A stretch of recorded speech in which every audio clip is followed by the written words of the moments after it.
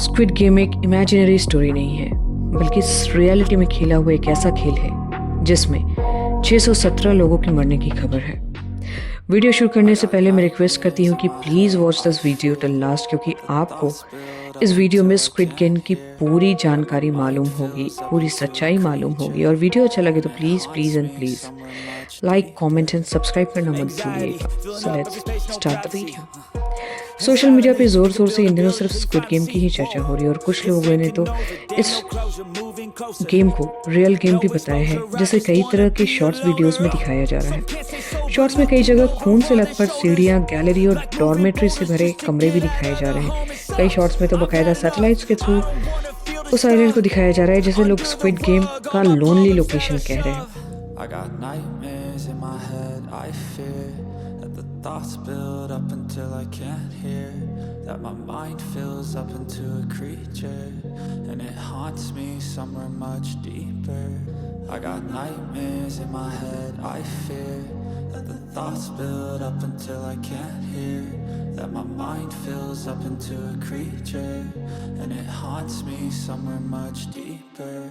I've been feeling weird, I can't seem to focus good enough, nothing's really clear, sometimes it could be a little tough, I just need to feel like the end's in sight for me, but let's be really real, anxiety can foggy all this stuff. अभी हाल में squid game का season 2 launch हुआ है, जो काफ़ी चर्चाओं में है। और सीजन 2 के लॉन्चिंग के बाद से ही दोस्तों इस गेम की रियलिटी और behind the scene real story की चर्चा भी जोरदार तरीके से है। मैंने इस गेम के बारे में काफ़ी डिफरेंट आर्टिकल्स पढ़े, तो ऐसा फील हुआ कि मानो ये सब बातें ना सिर्फ क्रिएटर्स अपने व्यूज़ और सब्सक्राइबर को बढ़ाने के लिए कर रहे हैं, लेकिन कई लोगों ने तो इन सब शॉर्ट्स के AI जनरेटेड भी बता दिया। बस काफ़ी रिसर्च करने के बाद मैंने इसके पीछे की रियल स्टोरी का कुछ फैक्ट पता लगाया, जिसको मैं आज आप लोगों के साथ शेयर करने जा रही हूँ, ताकि आप लोगों को भी इस स्क्विड गेम के पीछे की रियलिटी पता चल सके, जो भी सोशल मीडिया पे चर्चा है उन्हें एनालाइज कर सके और आप सच्चाई जान सके। वेल, हाय एवरीवन, नमस्कार, Sat Shri Akal and welcome back to my channel.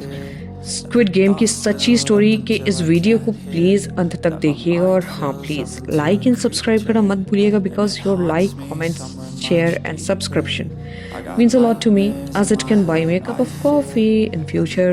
So let's continue with the story, okay? कहानी की शुरुआत कुछ ऐसी होती है कि 80 के दशक में 1988 के सियोल ओलंपिक्स के पहले की ये बात है, जब एक कोरियाई व्यक्ति ने एक शिविर चलाया था जिसे ब्रदर्स होम नाम दिया गया था। और ये शिविर बिल्कुल स्क्विड गेम्स जैसा ही था, यानी कि जिस तरह गेम्स और मौतें स्क्विड गेम्स में दिखाई जा रही हैं, कुछ वैसा ही मंजर इस ब्रदर्स होम के शिविर का भी था।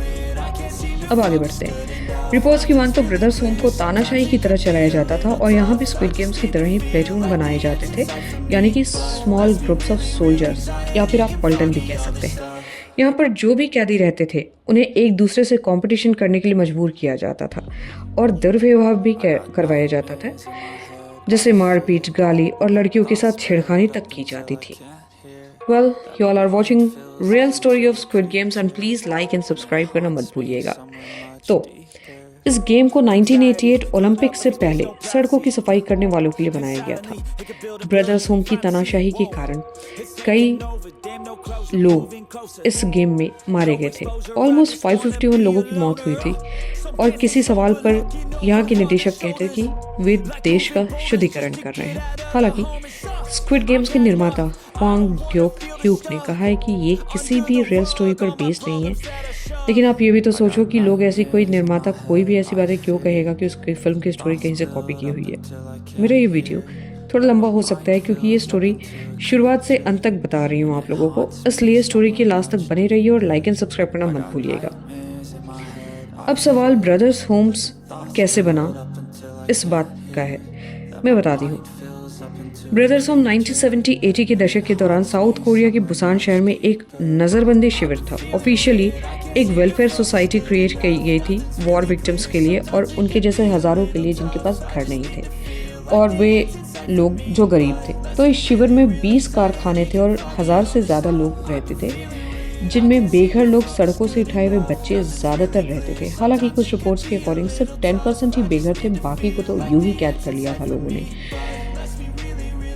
इस ब्रदर्स होम के बारे में कहा गया है कि ये उस दौरान का सबसे खराब, डरावना और मोस्ट करप्टेड ह्यूमन राइट्स के सेंटर में से एक था और इसी कारण इसे कोरियन मीडिया आउटलेट्स में कोरियन ऑशविट्ज़ का भी नाम दिया गया था। ये मान के चला जाए कि 1950 के दौरान जो कोरिया में वॉर हुई थी उसके विक्टिम्स के लिए स्पेशली इस तरह की वेलफेयर सोसाइटी बनाई गई थी जिसमें ब्रदर्स होम्स भी एक था। इनफैक्ट ब्रदर्स होम्स सबसे बड़ा सोसाइटी था। 1975 में due to some reason South Korea के होम मिनिस्ट्री ने ये निर्देश जारी किए कि इस तरह की वेलफेयर सोसाइटी की जनरल इंस्पेक्शन के लिए म्यूनिसिपैलिटीज और लोकल पुलिस डिपार्टमेंट को आवारा गश्ती दल बनाना होगा, मतलब कि वैग्रेंट पेट्रोल टीम बनाना होगा। इनका काम था कि रोड पर जितने भी बेघर लोग हैं उन्हें इन वेलफेयर सोसाइटीज़ में डाल दिया जाए और शहर को नीट एंड क्लीन रखा जाए। तो इस निर्देश के पालन के लिए पुलिस डिपार्टमेंट वालों और म्यूनिसिपैलिटीज़ ज़बरदस्ती का काफ़ी लोगों को इलीगली उठाकर ऐसे वेलफेयर सोसाइटीज़ में बंद कर देते थे, जिनमें काफ़ी अनाथ बच्चे और विकलांग लोग भी शामिल हो गए थे। कुछ मामलों में पुलिस ने लावारिस बच्चों को उनके माता पिता या गार्जियंस के इन्फॉर्मेशन के बिना ही अरेस्ट कर लिया था, क्योंकि इन लोगों के वहाँ ना गवर्नमेंट ने ऐसे लोगों के रूप में परिभाषित कर रखा था जो शहरों और समाज में एक हेल्दी सोशल ऑर्गेनाइजेशन के लिए फुल स्टॉप बने हुए, मतलब कि जो शहरों को डेवलपमेंट के ओर नहीं ले जाने दे रहे हैं। इन अरेस्टेड लोगों को ऐसे 36 वेलफेयर सेंटर्स में डिस्ट्रीब्यूट किया गया, जिसमें ब्रदर्स होम्स ना सबसे बड़ा था। ये तो थी 1981 की बात। अब आया सियोल ओलंपिक 1988, जब तत्कालीन प्रेसिडेंट मिस्टर चून डू हुआन ने तत्कालीन प्राइम मिनिस्टर मिस्टर डकवू को फिर से वैसा ही करने का निर्देश दिया ताकि रोड पे से सारे आवारे और बेघर लोग हट जाएं और साउथ कोरिया सियोल ओलंपिक्स के लिए बिल्कुल ब्यूटीफुल दिखाई देने लगे। ऐसा करने से रोड पर से सारे उपद्रवी लोगों को हटा दिया गया so that south Korea looks promising for the Olympics. यहाँ तक मैंने आपको क्लियर किया कि ब्रदर्स होम्स कैसे बना, कैसे लोग वहाँ पे कैदी थे, कहाँ से गिरफ्तार किए जाते थे लोग। लेकिन अब जानते हैं हम कि ब्रदर्स होम के खिलाफ इन्वेस्टिगेशन कैसे शुरू हुआ, कैसे लोगों को मालूम चला कि यहाँ पे यातनाएं दी जाती हैं, या फिर ये जो स्क्विड गेम्स पूरा बना हुआ है इसका आइडिया अल्टीमेटली जो ब्रदर्स होम से लिया गया है। इतना प्रताड़ित करने वाले लोगों का जो आइडिया है वो ब्रदर्स होम से जो लिया गया है वो कैसे मालूम चला। अब जानते हैं कि कहाँ से शुरू होती है इस ब्रदर्स होम्स के खिलाफ कार्रवाई और कैसे मालूम चला कि यहाँ पर क्या होता है। तो बात है सन 1982 के अगस्त की। उस समय था जब एक कांग नाम के व्यक्ति ने गवर्नमेंट और पुलिस से ये जांच करने की मांग की थी कि ब्रदर्स होम में उसके भाई के साथ काफ़ी अमानवीय व्यवहार हुआ है, तो इसकी इन्वेस्टिगेशन कराई जाए। इस इन्वेस्टिगेशन को बुसान के बुकाबी पुलिस स्टेशन ने अपने हाथ में लिया और याचिकाकर्ता कांग और ब्रदर्स होम के निदेशक पार्क इन ग्यून के साथ एक मीटिंग फिक्स किया। But after this meeting unfortunately Park In Gyun ने कांग के खिलाफ झूठे आरोपों के लिए लीगल एक्शन लिया और 23 दिसंबर 1982 को कांग को 8 महीने जेल की सजा हुई। ये पहला इंसिडेंट था 1982 में जब ब्रदर्स होम के खिलाफ इन्वेस्टिगेशन शुरू हुई और ख़त्म हो गई, क्योंकि रसूखदारों ने इस बात को वहीं पर दबा दिया। तब तो बात आई गई हो गई। फिर समय बीतता गया और फिर से समय आया दिसंबर 1986 का, जब ब्रदर्स होम्स के बर्बादी की पहली कील ठोकी गई।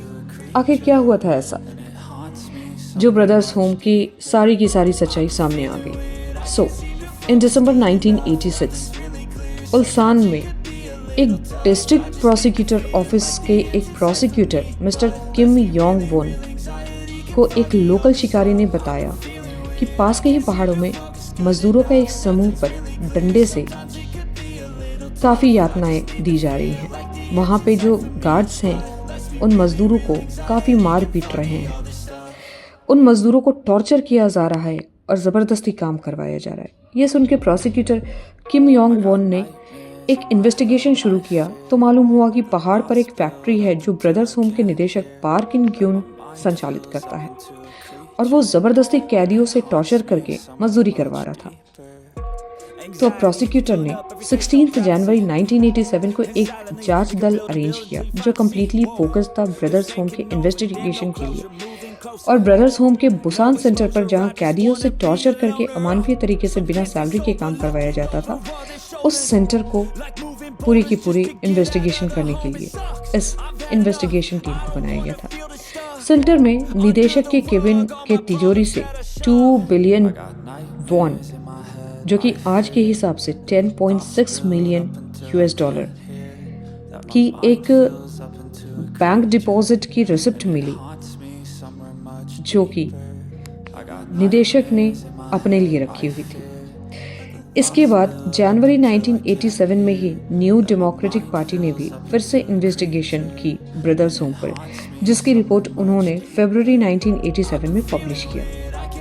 जिसके बाद लगातार एक के बाद एक 3 श्रृंखलाओं में south Korean truth and reconciliation commission के इन्वेस्टिगेशन टीम ने ब्रदर्स होम में होने वाले दुष्कर्मों की जांच की। रिपोर्ट्स के मुताबिक ब्रदर्स होम के कैदियों को मनमाने ढंग से हिरासत में रखने, फोर्सफुली लेबर करवाने, टॉर्चर करने, सेक्सुअल वायलेंस के साथ साथ ह्यूमन राइट्स के काफ़ी सारे अधिकारों के उल्लंघन का सीरियस कॉन्फ्रंटेशन करने का पता लगा। आप देख रहे हैं स्क्विड गेम्स की बेसिक कहाँ से आई। अगर आपको वीडियो पसंद आया हो तो प्लीज़ लाइक एंड सब्सक्राइब करना मत भूलिएगा। और कहानी आगे बहुत ही ज़्यादा इंटरेस्टिंग हो गई है, इसलिए वीडियो को लास्ट तक ज़रूर देखिएगा। ब्रदर्स होम के सेंटर में 120 कैदियों के पलटन को बांटा गया था, और ये सारे पलटन जो है आर्मी की तरह काम करती थी। हर पलटन में से एक आदमी को कमांडर बनाया गया था, जो कि डायरेक्टली निदेशक पार्क इन ग्यून को ही रिपोर्ट करता था, उसी के ऑर्डर पे काम करता था। हर पलटन में एक नेता या टीम लीडर भी होता था, जो कैदियों में से ही सेलेक्ट होता था। इन कैदियों को सामूहिक दंड भी दिया जाता था। कभी कभी तो किसी भी एक व्यक्ति की गलती पर पूरे के पूरे पलटन को पीटा जाता था। कॉमन टॉर्चर्स तो बहुत कॉमन बात थी वहाँ के लिए। कैदियों को लंबे समय तक किसी भी एक दर्दनाक और थका देने वाली एक मुद्रा में रहने के लिए दंड दिया जाता था, और जब कैदी ऐसा करने में विफल होते थे, वो नहीं ऐसा कर पाते थे, तो उन्हें बहुत ज़्यादा मारा पीटा जाता था। इसका एक सच और भी आया ईयर 2020 में कुकमिन इल्बो ने उजागर किया। उन्होंने एक पूर्व कैदी के बैंक अकाउंट की रिपोर्ट ली और उस पूर्व कैदी से बातचीत किया, जिसने ये दावा किया कि निदेशक पार्क इन ग्यून ने खुद बहुत सारे कैदियों का शारीरिक शोषण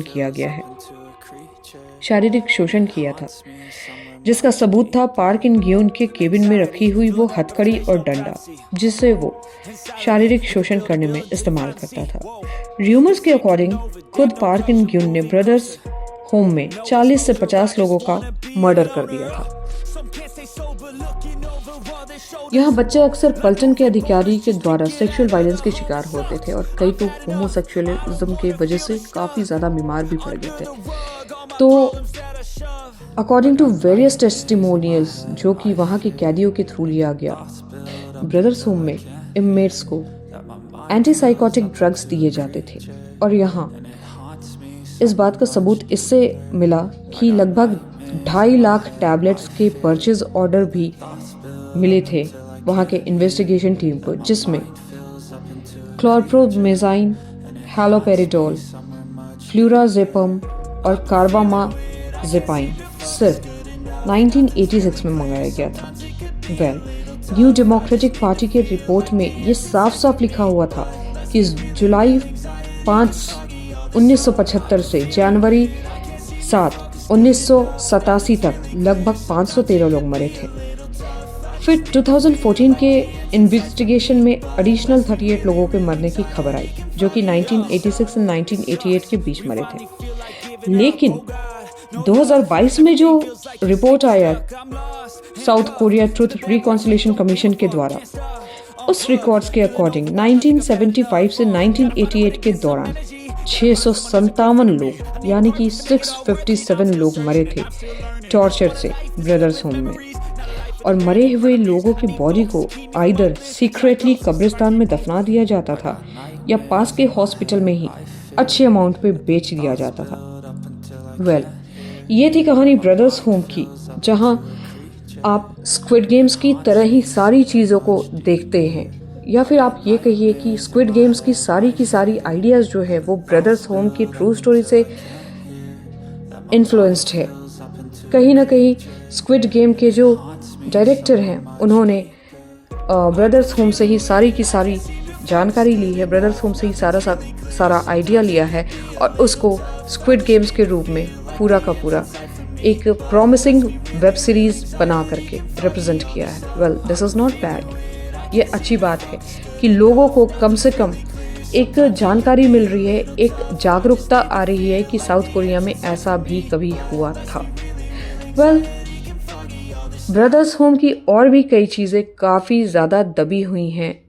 इनकी रिपोर्ट्स में, काफ़ी रिकॉर्ड्स में ऐसी अनमानवीय चीज़ें बाहर निकल कर आई हैं जिनको मैं इसमें एक्सप्लेन नहीं कर सकती क्योंकि वीडियो काफ़ी लंबा ऑलरेडी हो चुका है। तो प्लीज़, अगर आपको ये वीडियो पसंद आया हो तो लाइक एंड सब्सक्राइब करना मत भूलिएगा। आगे अगर इससे रिलेटेड वीडियो चाहिए तो प्लीज़ कमेंट में लिख करके भेजिएगा क्योंकि ह्यूमन ट्रैफिकिंग के इतने सारे केस लिंक्ड है ब्रदर्स होम से जिसकी कहानी आप सुनना ज़रूर पसंद करेंगे। तो please wait for my next video. और वीडियो पसंद आए तो लाइक एंड सब्सक्राइब करना मत भूलिएगा। And till that, enjoy and good bye.